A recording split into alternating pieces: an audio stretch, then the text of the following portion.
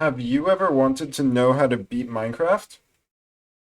Well, I'm gonna teach you. Just watch. So, the first thing you want to do when you load into a Minecraft world is you want to find a tree and get 3 pieces of wood.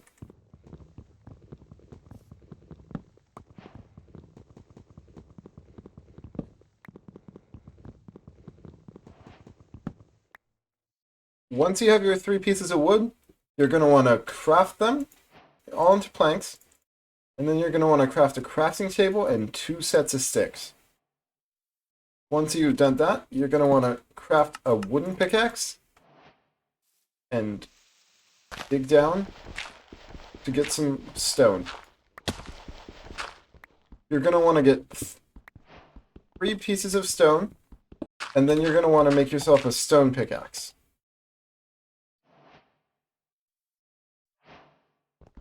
With your stone pickaxe, you're going to want to get 4 more pieces of stone. With your 4 pieces of stone, you're going to want to make a stone axe and a stone shovel. After that, you're going to want to get some more wood. Anything like 7 or more logs should do. And then craft them into planks. And the next thing you want to do is you're going to want to find any source of iron that you can. Like something in a cave, or a village, or a shipwreck in the ocean, or even like a buried treasure if there's one nearby. If you're going to a village, what you're going to want to do is you want to kill the iron golem. So what you want to do is you want to hit him and run away a bit. Make sure he's following you. Power up 3 blocks, and then he won't be able to hit you. So what you want to do is you're just want to crit him out until he runs out of health and dies. With this 4 iron, which is the minimum you need, by the way, you need to craft a bucket. If you have an extra iron, you can also craft a shield. By the way, you will need a village later, so if you have a village, just write down the coordinates. And the next thing you're going to want to do is find some gravel and make sure you mine enough until you get a flint. With this flint, you want to craft a flint and steel. Once you have your flint and steel in your bucket, you're going to want to come to one of these lava pools and build a portal like this. So you place a wood here, or any block, and then you place water on the side of it, then you break it, then you take the water back, you tower up 3 blocks, put a block that doesn't fall on the side of it, put a block here and a block here, break this block, and then place the water. This flows in a pattern that you can easily make the portal without any trouble.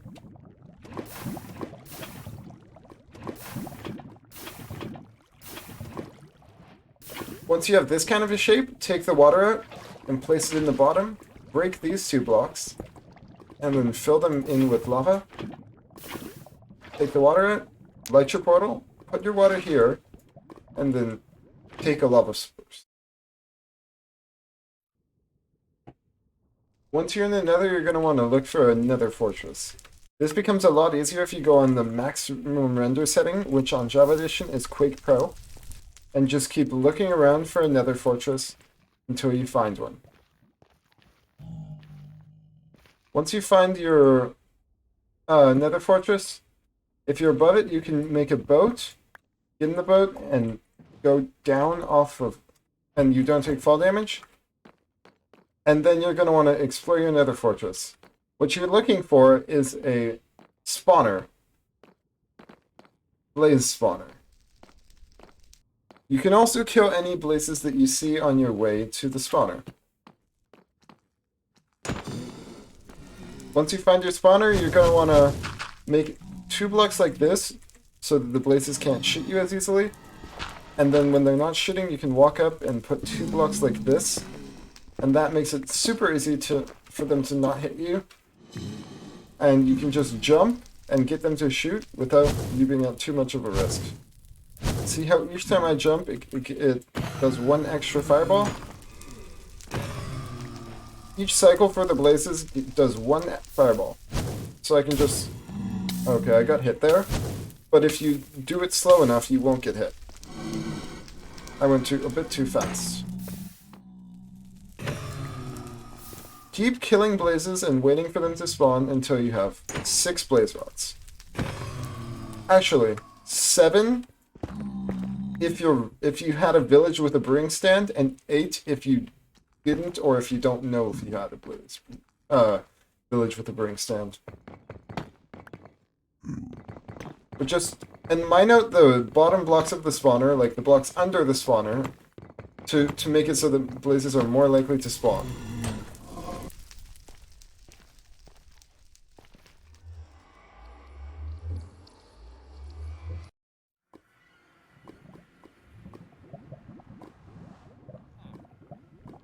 Once you're back in the overworld, you're going to want to take back your water and find a village. I'm lucky that I had one really close to where my portal was. Once you get to the village, if it's nighttime, you're going to want to sleep.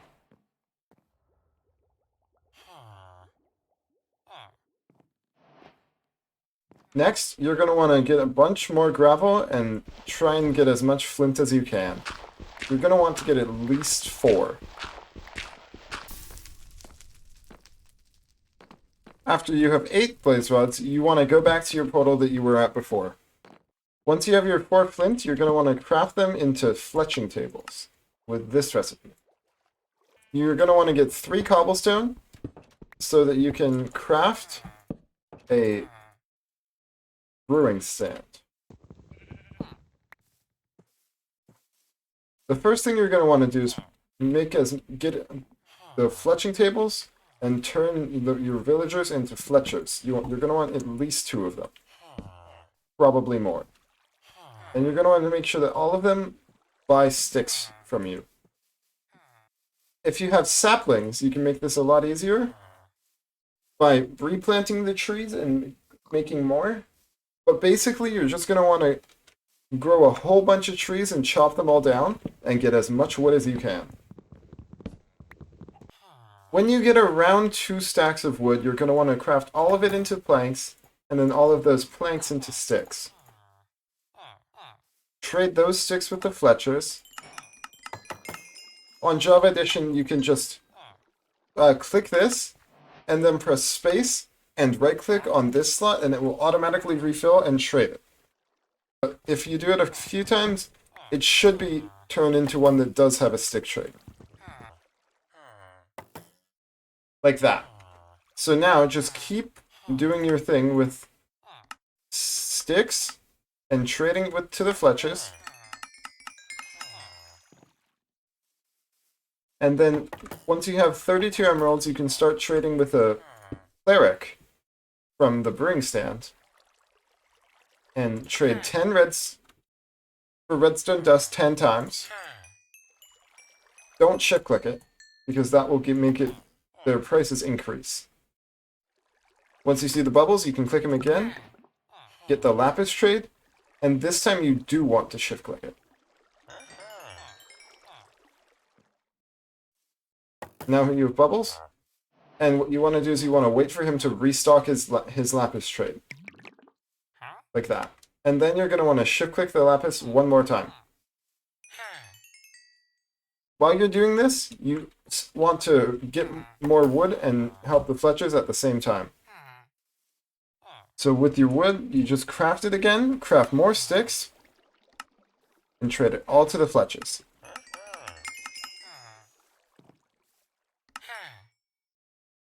And with your guy here, you want to keep shift-clicking lapis. Oh, he didn't refill his trades yet. That's fine. And then if you feel like it, if you have gold, you can trade the gold. If you have rotten flesh, you can trade that. If you have rabbit's foot, that's a pretty good trade. But the glowstone also helps him level up. So if you want to, you can do like, after your second shift click of lapis, you can do 2 glowstone trades. And that will level him up to the next level. Here, and then there is a 2/3 chance that he gives you ender pearls. But this is what you're looking for from him. So basically, just get enough emeralds that you can get more ender pearls from and get those emeralds from trading with the Fletchers, you're going to want to get 14 ender pearls, which is approximately 56 emeralds. So once you have 56 emeralds on this page, and you have the pearl trade unlocked, then you can start trading with him. But until then, just keep trading with the Fletchers. So once you have your 56 ender pearls, emeralds, you're going to want to trade for at least 4 ender pearls. I'm going to go for 6. And then you want to wait for him to restock, like that, and then you want to shift-click the rest of them. There. Actually, you can just shift-click and you'll get 12. But after that, like when he restocks again, his prices will increase. So with your ender pearls, 12 is the minimum, but these eyes can break. The eye of enders that you will craft can break, and that would require you to have more. So once you have your eyes of your ender pearls and your blaze rods, you're going to want to craft your blaze rods into blaze powder, and then combine the ender pearls and the blaze powder to get eyes of ender. At this time, you're also going to want to trade for some arrows from the Fletchers so that you can kill the ender dragon. You're also going to want a bow. That should be everything you need now, and now it's time to go kill the dragon. So what you're going to want to do is you want to throw your eye of ender and then follow the direction that it goes. Make sure you also collect some hay bales from the village for food. If you run into a patch of water, you can go on your boat because it's faster than going on land. If you have extra ender pearls, you can throw them to go faster. If you're running low on food, you can kill animals and light them on fire with your flint and steel first in order to cook the meat. It looks something like this. In general, sprint jumping is faster than normal sprinting, so do that if you want to go fast. However, it does take slightly more hunger, but that's not really a problem because you can just light animals on fire and it will restore it pretty quickly. If it's turning night and you come across some sheep, you can kill them and use their wool to make a bed so you can sleep through the night and not be bothered by zombies.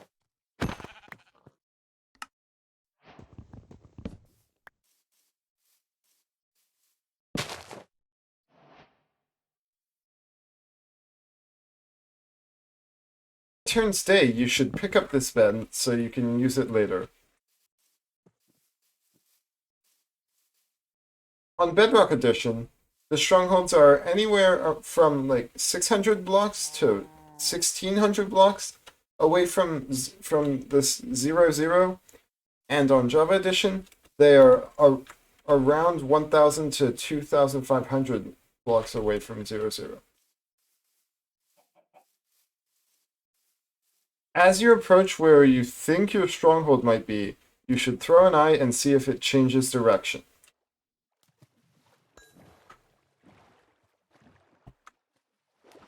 If you find a patch of ice, you can place your boat down and go, and it will go significantly faster than on water.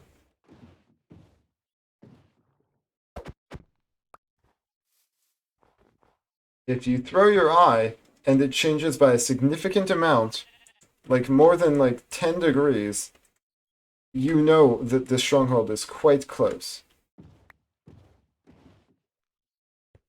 So what you want to do is you want to turn chunk borders on. And do this, and see which chunk it points to the center of.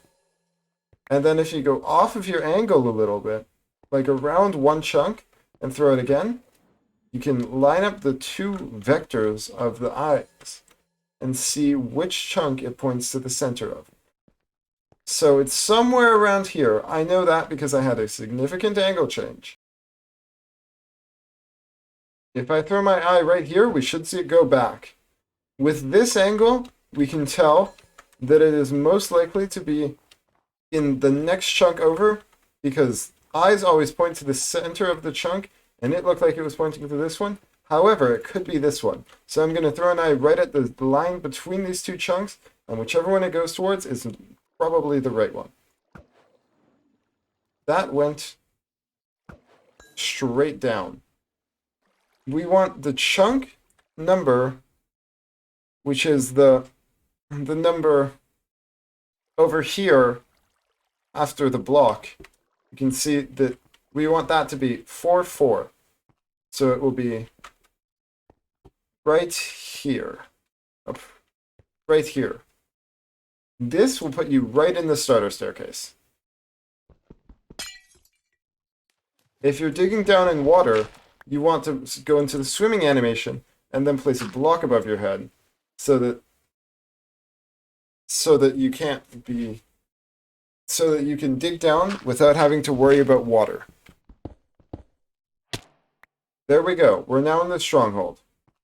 So, to find the portal room in the stronghold, you're going to want to check the center first. And if it's not there, basically just try and explore wherever. And eventually you should find it. Once you find your portal room, you're going to want to try not to get hit by the silverfish, and then block off this part so that they can't kill you. Break the spawner, and now you're ready to enter the end. You want to fill in the end portal frames.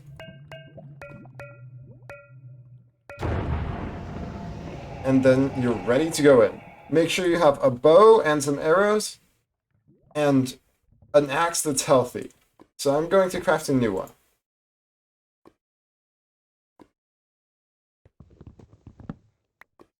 And then you're ready to go in.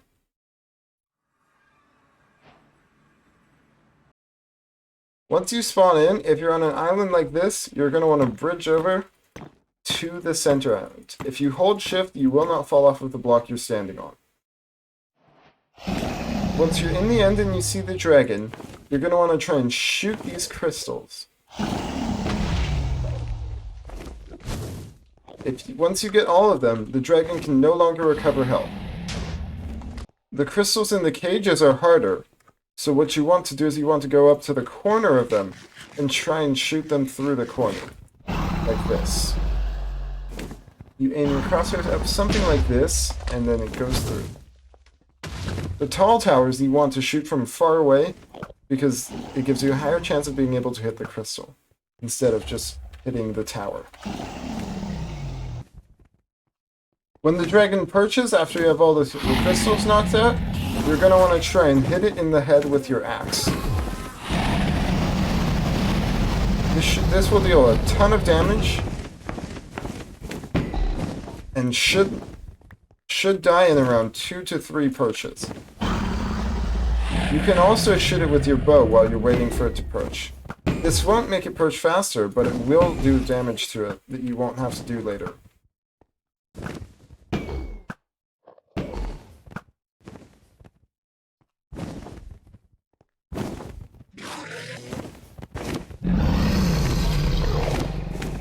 Hitting the dragon in the head makes it die faster. If this happens and the dragon is too high and you can't reach it with your axe, you're gonna want to just jump and hit its body. Eventually, it will fly away, and the next time it will hopefully not be as high up. If you stand further away from the center of the island, the dragon is more likely to perch. However, it gives you less time to get to the center for you to be able to hit it with your axe, which is how you will deal the majority of the damage.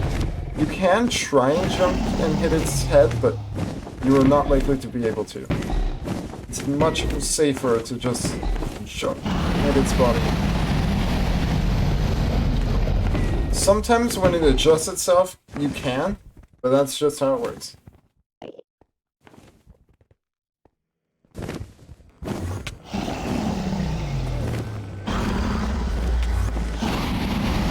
If the dragon is low, you can place a solid block and then a bed beside it. Make sure the pillow is on the opposite side from you of the block, and then blow it up, and that will do a ton of damage to the dragon. Unfortunately, I died during the process, but if I didn't look at an enderman, I would have beat the game. And that is how you beat Minecraft. Yo guys, thank you very much for watching. Hope you enjoyed, and more videos soon. Goodbye.